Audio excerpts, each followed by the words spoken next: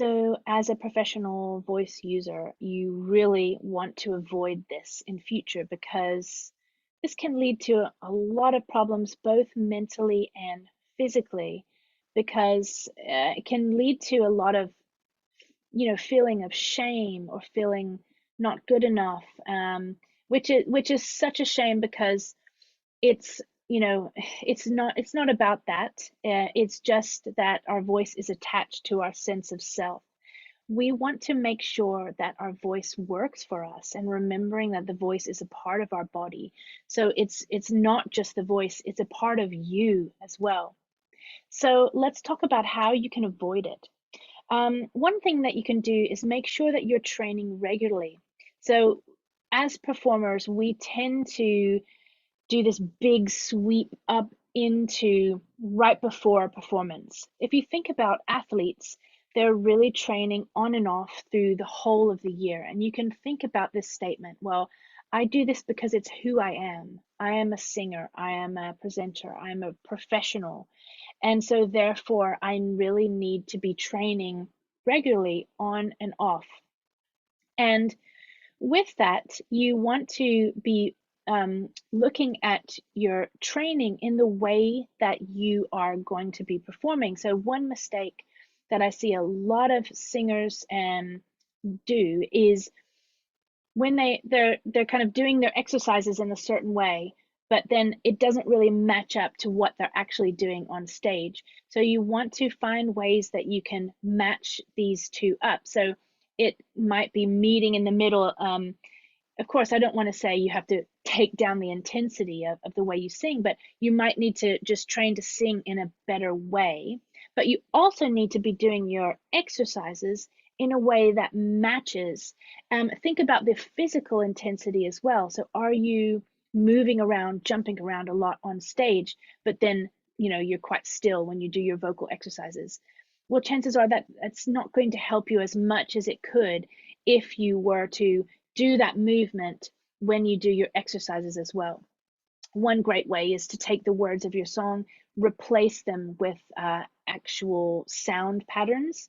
So my favorite one is bup, because it's just a really, really neutral, natural vocal production that almost tends to work for everyone. Some people need like bup or wun, like BUP or WUN. Those are my favorites because it just gives you a nice placement on the voice to help your voice just open and just neutralizes your larynx just a little bit. And what you do is you take the words of your song and you replace it with those sounds. And that can help to put these two things together. Now, the other thing you can do is, like I said earlier, balance your voice. So if you are using your voice in a very intense way, then the other way to train is to balance by coming from top down.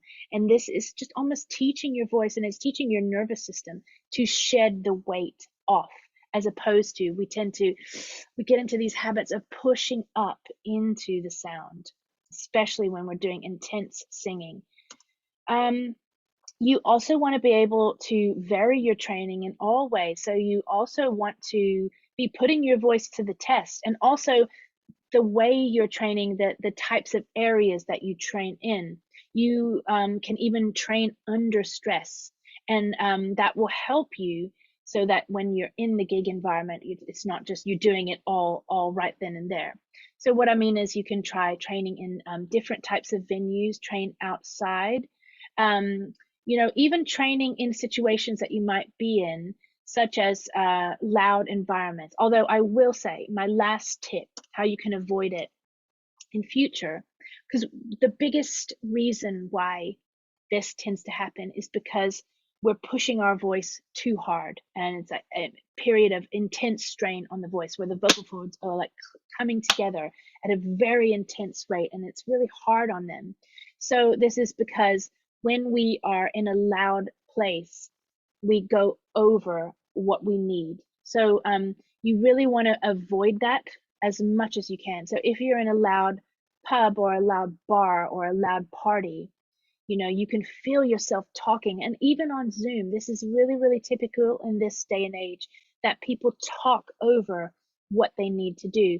So if you can really avoid these types of situations, if you need to be in them, like for example on Zoom, then what you can do is really use the articulation. So you're helping yourself by using the shaping, and instead of pushing your voice louder, use the articulation, the consonants and the vowels and the mouth movement to help you get your points across, as opposed to just pushing the voice louder.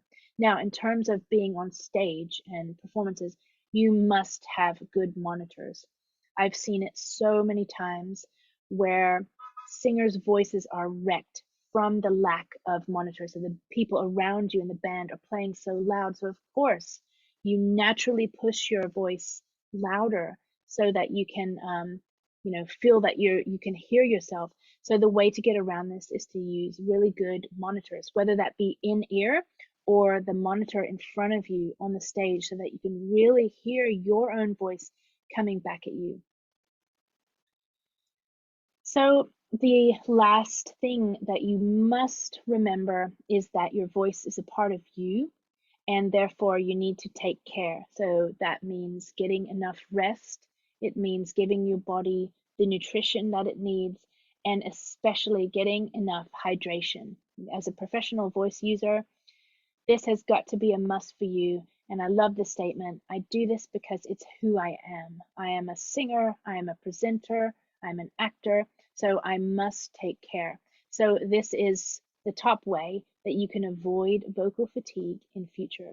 Now, I hope that this mini course has helped some of you if you're experiencing vocal fatigue now.